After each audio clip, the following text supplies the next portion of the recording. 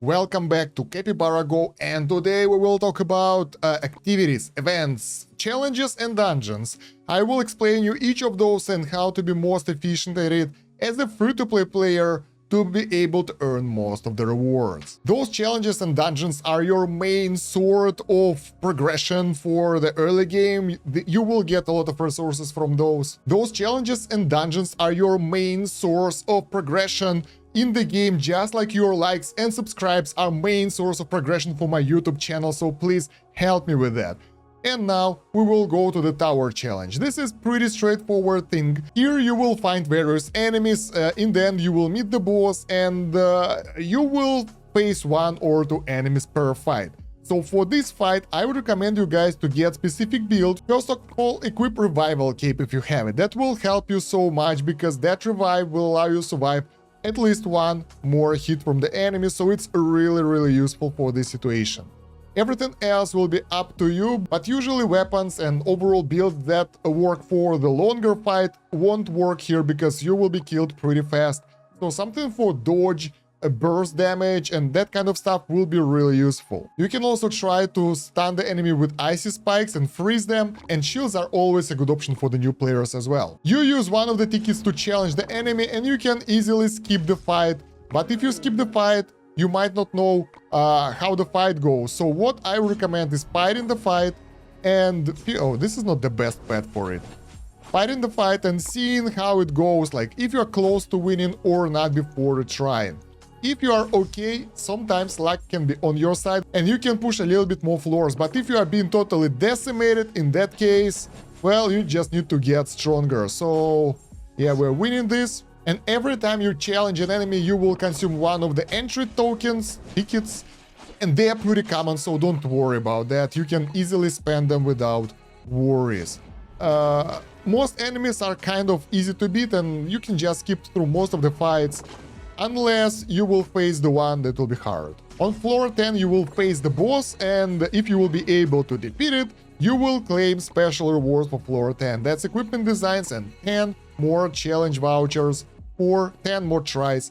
So basically you can push through the tower non-stop if you are strong enough. And also when you finish the tower, you will get 5 gold keys that can be used to summon some equipment over here. Let's do that, maybe we'll get something cool.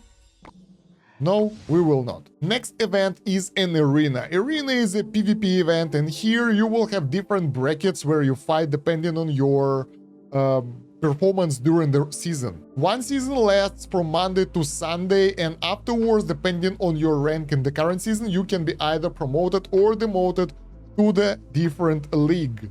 Oh, this is interesting. I just now learned that higher ranks like Gold and Platinum and have 100 players, Diamond rank has 200 players, and Master rank has no limit on number of players. And here you can see who is promoted and demoted. So for Bronze and Silver rank, top 50 weekly players are promoted and other remain unchanged. For Silver, same stuff. So this is like the newbie leagues. Gold rank, top 30 weekly players are promoted and bottom 10 are demoted, other remain unchanged. For the Platinum, top 20 being promoted and bottom 30 being demoted back to Gold. For the Diamond, top 20 are being promoted and bottom 80 are being demoted. Wow, this is deep. And for the Master rank, top 30% of weekly players stay in rank, others are demoted. So basically, you get there, and if you are not top 30%, you're going back to Diamond. The rewards will be sent you via the in-game mail, and there are 2 types of rewards. First one is daily rewards. It can be sent to you every day depending on your standing, and it gives you some diamonds, some gems, and some chests. And there is a season reward, which is a bit better. It gives you a bit more diamonds and a bit more chests, and top player will get the gem chest. I think it's for silver and higher rank. Yeah. The higher leagues obviously get more diamonds, but overall, from my personal observation of the noob leagues where I am, if you are outside of top 5, you will probably gain less gems than you will gain in like average place of the higher league. So there is no actual point in trying to go lower. So for example, in the Platinum, the bottom players get 20 diamonds, and for the Gold, you will have to be top 30 to get more than that. So there is a high chance that you will just get stronger and progress. There is no real way of optimizing it too much, and it costs arena tickets for you. You will get 5 per day, and you will be randomly assigned an opponent. If you will leave it and challenge again, you will still have the same opponents. You will not waste your token arena ticket before you enter the combat, and you have to decide who to fight. And usually there is one opponent who is really weak, and others are about your strength. And the thing is, in order to climb to the higher ranking, you will need fight enemies who have the highest amount of score, otherwise you will not get that many. So if right now I will fight someone who is lower than me, well, I haven't fought here today, so I will just get the normal amount of score. But as I progress and get higher ranks and higher of my score, challenging enemies who are lower score will yield me lower rewards. For example, if we will fight Bruto right now, last time we managed to get 10 score, and now we managed to get 9, so we're getting less.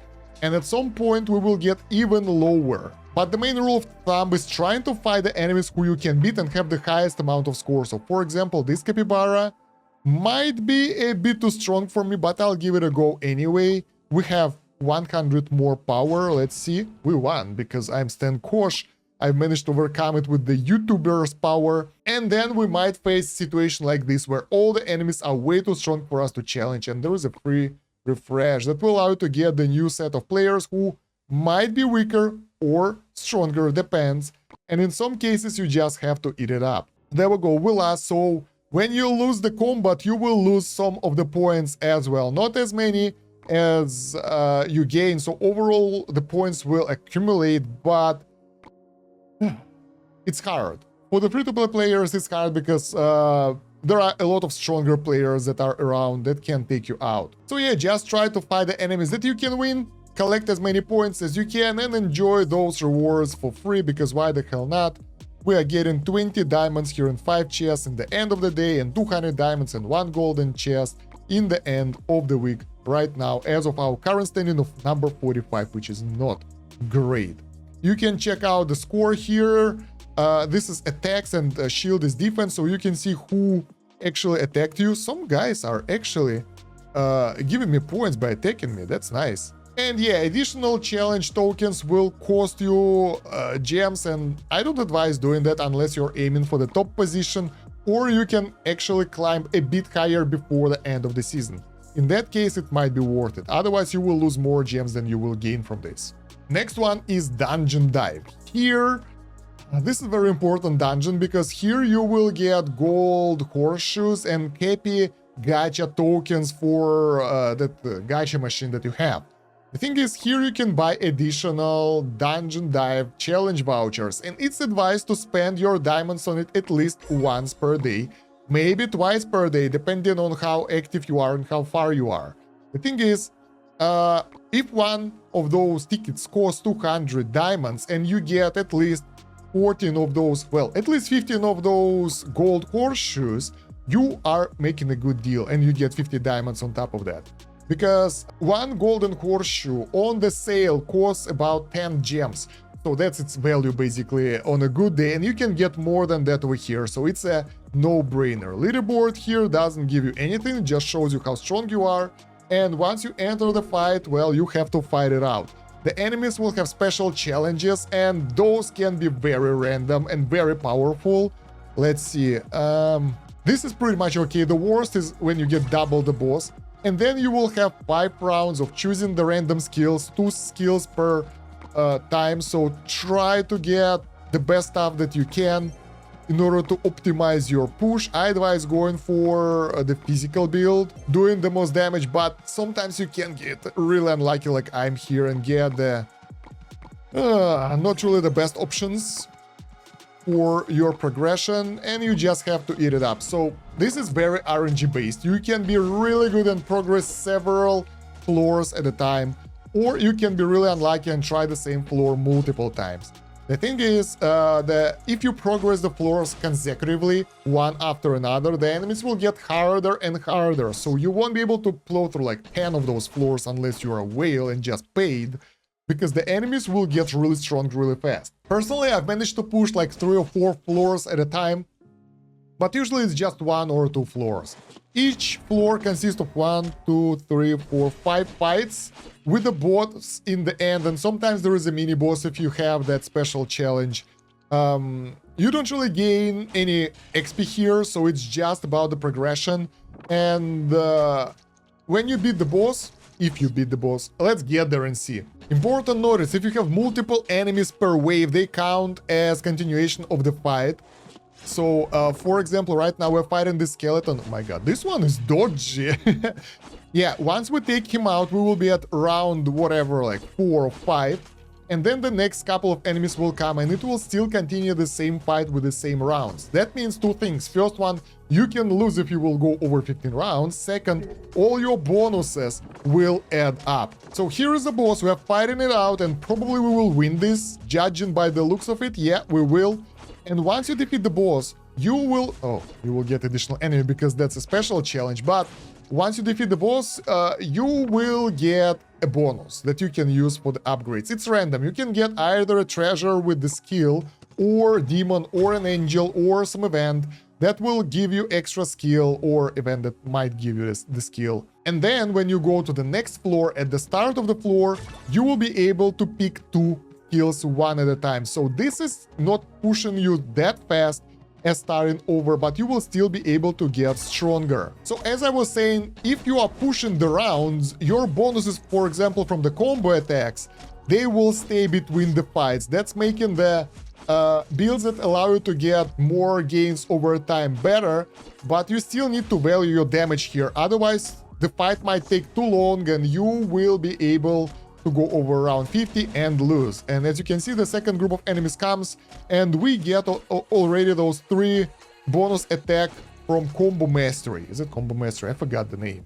So that's a really cool mechanic that will allow you to plan a bit more thoroughly during the dungeon runs. The main drawback of Dungeon Dive for me is that it's taking so long and you can't really skip the fights. So it's a major time trap for you. So yeah, it will take a while for you to do, what's that, 5 runs per day. Well, not a while, but like maybe 15-20 minutes. So I think for the skills for the dungeon dive, I would still recommend getting something like a critical build, because it's always a good for the new players. It works pretty well, and I found it to be one of the most reliable builds ever, especially with my weapon. That works really well for this type of runs.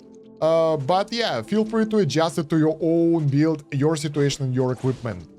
Everyone is different, so there is no one trick for everyone. Every 10 floors you will get additional rewards like Divine Hammer and the Lucky Silver Coins, which are really valuable. So yeah, try to push as far as possible. And even if you fail, you will still get a pretty decent amount of gold horseshoes, which makes it viable to go through the run, and most likely you will still be able to beat at least 1 level per run. Next one is Goblin Miner. Now this one is my favorite and really interesting. Here you have to dig around in order to find the statue of Capybara. The thing is, before claiming the statue, make sure to break those special blocks that give you special rewards. I was hoping to get one and I got lucky. Then when you claim the statue, you have to click on it several times, and it can increase in rarity, giving you better rewards. The higher the rarity is, the better the rewards will be. I even managed to get... do we have the rewards here? I'm not sure. I even managed to get the whole pet out of it, which is really cool. Once the statue is cleared, you will get the stairs to the next floor, and there is no point clearing everything else. Just go over there. All unclaimed loot on the board will be claimed automatically, so don't worry about that. There is a tactics that I use to dig through this area. The thing is, Cappy statues are either 1 tile, 4 tiles, or 6 tiles. So depending on the size of the statue, you might get lucky to get it by destroying those tiles, those 4 tiles. Afterwards, I go here, and we have something like almost a creeper face right here, right? And afterwards, what I do, I go for either the corners or the center. It doesn't matter at this point, because we are looking for special tiles. Sometimes you can get a bomb that will destroy everything in all the directions. Or sometimes you can get unlucky and you have to just dig through all of those, unless you will get a small goddamn statue. There it is. So once you get it, just claim it again and you will be good. Oh my god. Oh, this is nice. Legend. This is very good. And we get a pet. This is so cool, guys. Oh my god. I'm glad it's recording. This is fantastic. We managed to get a Flame Fox. Not the best pet ever, but it's free. We even get the Everstone. Oh my god. This is great. So, yeah, once again, you go for the corners. Not the corners, but those tiles. And you can get the bomb. If you get the bomb, click on it because it have to be manually activated and it will clear the stuff in the like directional lines. And once you get the Cappy statue, just free it up, claim it and move on. What the hell is happening? This is obviously a YouTuber's luck. Look at that, 2 in a row. This is fantastic. Wow. So let's keep digging. I will keep digging now while recording the video because yeah, I want it to happen again and again. Probably I used up all my luck. There we go. Yeah, right now we get great one. So yeah, the statues reward you with pet eggs, with the spirit stones and the goblin miners that will be used in this lucky card. Let me spend the rest of the stuff for today and I will show you how it works. Alright, let's keep... no pickaxes. If you have no ad pack, you can watch an ad to get 15 more pickaxes. If you don't have it, well, you probably still would like to watch an ad to get those items. There we go. And yeah, I actually tested if you don't break this tile, you will not get the reward behind it when you claim the statue. So, yeah, don't do that. The rewards can be different. You can get gems behind it, you can get extra pickaxes, and you can get the miners as well. So there are different options that you can get. Come on. No. But all of them are nice because they are free. Oh, I actually haven't noticed. Does it cost 1 pickaxe to break it or not? There we go. Let's see. We have 1 pickaxe. And yeah, breaking it actually costs you 1 pickaxe as well. So keep in mind. Oh, there we go. No more pickaxes. So let's go to... Oh, before that, we have the auto mine option, which is available for people who buy the card that can, well, automatically mine stuff. But I advise against that because I'm pretty sure it will not go with the recommended order to optimize your pickaxe spend. By the way, all the guides for all those activities, challenges and all that will be on the wiki. The link will be in the video description and the pinned comment. Capybara Go wiki at Game Vault is under construction. You guys can help to add info over there and read and share it with others. That will help a lot, just as you likes and subscribes. So, lucky card. Here, we get some sort of gacha event. Basically, we spend those miners. We can do it like with the multiplier. What's the maximum one? 10? Oh. 12. Let's do it. Basically, no, this will be a waste. Basically, just improve the rewards.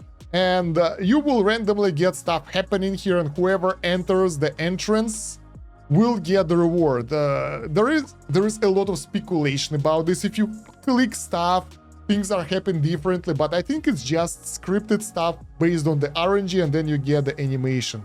So the idea is you press the transport button and you get those guys bringing the stuff for you and your pets, and some of those will be kicked out by this thing over here. And if you are lucky, if you get 5 in a row, you will get another one for free. So if you transport 5 goods, you will get a free additional transport. If you get 6 goods, next time you will get another one, and so on. There are a variety of rewards available here, starting from pets, ending with like various cool stuff. Let's get the multiplier right now. It's the maximum one, so the purple is maximum one. You can see all the rewards over here. Mythical pet. So the top one is spawn rate, so the chance to spawn them, and the bottom one is the chance for them to go through that platform that will throw them away. So overall, if you multiply mythical pet 2.5 by 10%, it's 0.25% chance to get a mythical pet from the pool. So I'll just get 11 of those and whatever. I don't really care. I think it's better to do it slowly. Don't rush it like I do here. Theoretically, you will get more variety of stuff, and if you are aiming for something good, there is a higher chance for you to get like mythical. Oh, this is sad.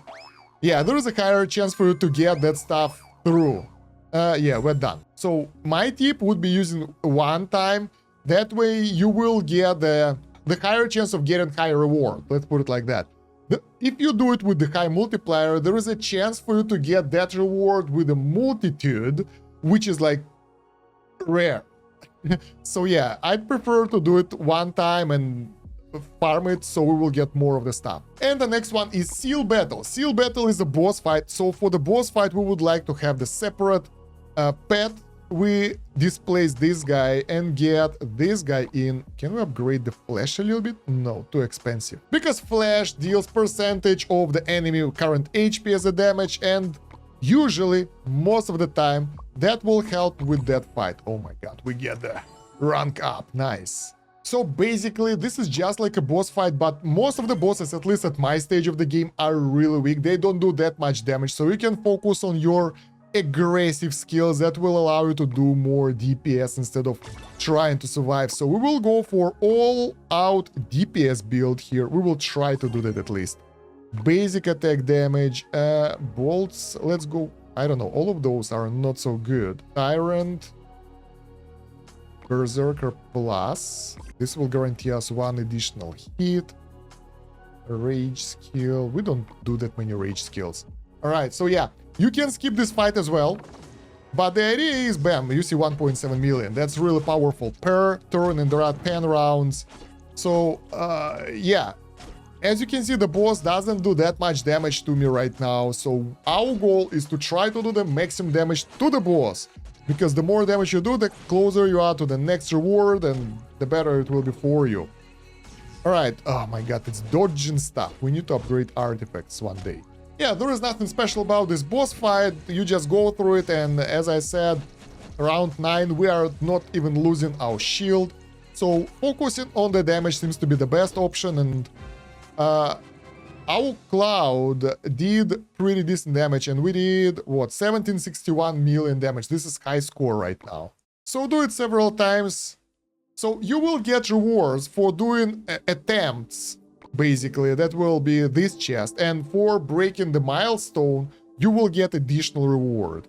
There is also a leaderboard with the ranking rewards. The higher you rank, the better your rewards are. And there are brackets, I think, as well, since we are at Rookie 2. Or it's the difficulty of the Seal Battle. No, it's not the difficulty. It's top players advanced, other remains. So you push further as you kind of be in top of your group. So top 30 advanced, I'm really close to that. Let's go and do another fight. And the problem with this fight that RNG matters so much, because if you will get the crappy skills here, if you won't get lucky with the proper skills, you will end up with the horrible damage. Like we are doing right now with the common skill set. Oh my god, let's get this maybe. This is the worst. So basically we ended up with all the common skills, and let's compare the damage right now with the one we had in the previous fight. I will just skip it to see the number. And 11 million, so it's like 50% less. Oh yeah, another thing that I forgot. For this fight, you would like to equip the tunic for extra DPS, since the boss doesn't do that much damage. That will allow you to do more damage to the boss, which I should have done, but I mean, that's why we have the guide for you, so you won't forget about that. So that's all the challenges. Now let's move on to the dungeons. Dungeons, well, they're actually pretty straightforward. The top one gives you energy and gems every day. This is really cool because you get gems and energy, obviously. Energy will help you with a lot of those events that happen from time to time. That requires a lot of campaign progression time or travel to get the rewards. Celestial Tree will give you pet eggs and pet food, and Phantom Sword will give you chests. The higher your difficulty, the higher will be the reward chance here, and the better rewards will be in other areas. What I would advise you for this run.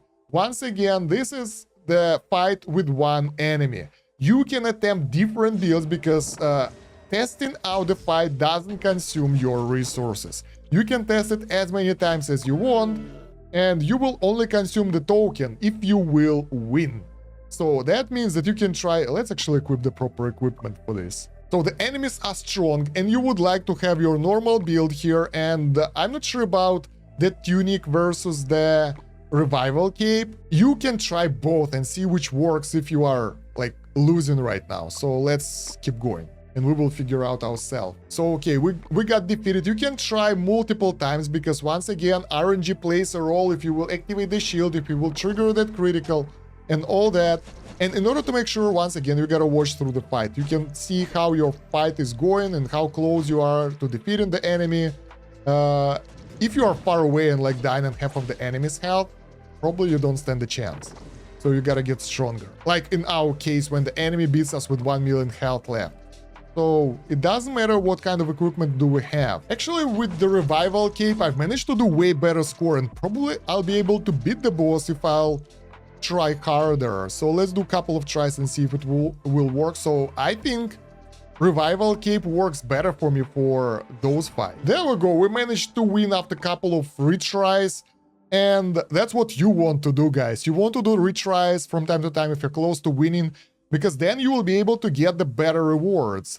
And once again, you can watch ads on, if you have no ad pack, you can do that. And when you are not even close to winning, this is the time when you would like to sweep the rewards. So basically sweep previous stage will still give you the rewards of the previous stage, and it's totally okay to get that. And basically the main idea that each of those dungeons on different difficulty will have different modifier for the enemy boss. So if you can beat it, like I can beat this celestial tree difficulty for the love of my god, so let's just sweep it.